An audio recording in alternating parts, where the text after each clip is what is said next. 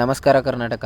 ಇವತ್ತು ಬೆಳಿಗ್ಗೆನೇ ಎದ್ದು ಸ್ವಲ್ಪ ಗಾಡಿ ಕ್ಲೀನ್ ಮಾಡಿ ನಮ್ಮ ಅಣ್ಣನ ರೈಲ್ವೆ ಸ್ಟೇಷನ್ ಹತ್ರ ಡ್ರಾಪ್ ಮಾಡಬೇಕಿತ್ತು. ಅದಕ್ಕೆ ಅವನನ್ನು ಕರ್ಕೊಂಡೋಗಿ ರೈಲ್ವೆ ಸ್ಟೇಷನ್ ಹತ್ರ ಡ್ರಾಪ್ ಮಾಡಿದೆ.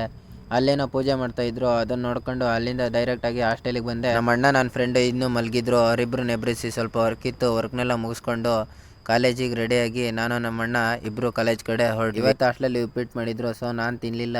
ಅದಕ್ಕೆ ತಿಂಡಿ ಕಟ್ಸ್ಕೊಳ್ಳೋಣ ಅಂತ ಹೋಟ್ಲಿಗೆ ಹೋದೆ. ನೀವು ಬೇರೆ ಹೋಟ್ಲಿಗೆ ಹೋದರೆ ಅನ್ಲಿಮಿಟೆಡ್ ಊಟ ಸಿಗುತ್ತೆ, ಆದರೆ ಈ ಹೋಟ್ಲಲ್ಲಿ ನಿಮಗೆ ಅನ್ಲಿಮಿಟೆಡ್ ತಿಂಡಿ ಸಿಗುತ್ತೆ. ಎಷ್ಟು ಬೇಕಾದರೂ ತಿನ್ಬೋದು, ಬರೀ 50 ರೂಪಾಯಿ ಮಾತ್ರ. ಈ ಹೋಟೆಲ್ ಬಂದು ತುಮಕೂರಿನ ಕಾಲ್ಟೆಕ್ಸ್ ಬಸ್ ಸ್ಟ್ಯಾಂಡ್ ಆಪೋಸಿಟೇ ಇರೋದು. ಅಲ್ಲಿ ಒಂದು ಪ್ಲೇಟ್ ಇಡ್ಲಿ ತಗೊಂಡು ಖಾಲಿ ಬಸ್ ಹತ್ಕೊಂಡು ಸೀದಾ ಕಾಲೇಜಿಗೆ ಹೋದೆ. ಕ್ಲಾಸ್ ರೂಮಿಗೆ ಹೋಗಿ ನೋಡಿದರೆ ನಮ್ಮ ಸಿಂಹ ಒಬ್ಬನೇ ಬಂದಿದ್ದ. ಇವತ್ತು ಯಾಕೋ ವೀಡಿಯೋ ಮಾಡಬೇಡ ಅಂತ ಸಿಂಹ ಮಕ ಮುಚ್ಕೊತಾ ಇದ್ದ. ಅದಾದಮೇಲೆ ಕ್ಲಾಸ್ನೆಲ್ಲ ಮುಗಿಸ್ಕೊಂಡು ಮಧ್ಯಾಹ್ನ ಊಟಕ್ಕೆ ನಮ್ಮ ಸಿಂಹನ ಜೊತೆನೇ ಕ್ಯಾಂಟೀನ್ಗೆ ಹೋಗಿ ಊಟ ಮಾಡ್ಕೊಂಡು ಅಲ್ಲೇ ಕೋಆಪ್ರೇಟಿವ್ ಸೊಸೈಟಿಯಲ್ಲಿ ಸರ್ಪ್ರೈಸ್ ಟೆಕ್ಸ್ಟ್ ಬುಕ್ಲೆಟ್ ತೊಗೊಂಡು ಅಲ್ಲಿಂದ ಕ್ಲಾಸ್ಗೆ ಬಂದ್ವಿ. ಸಂಜೆವರೆಗೂ ಇರೋ ಎಲ್ಲ ಕ್ಲಾಸ್ನೂ ಮುಗಿಸ್ಕೊಂಡು ಅಲ್ಲಿಂದ ಬಸ್ ಹತ್ಕೊಂಡು ಸೀದಾ ಹಾಸ್ಟೆಲಿಗೆ ಬಂದೆ.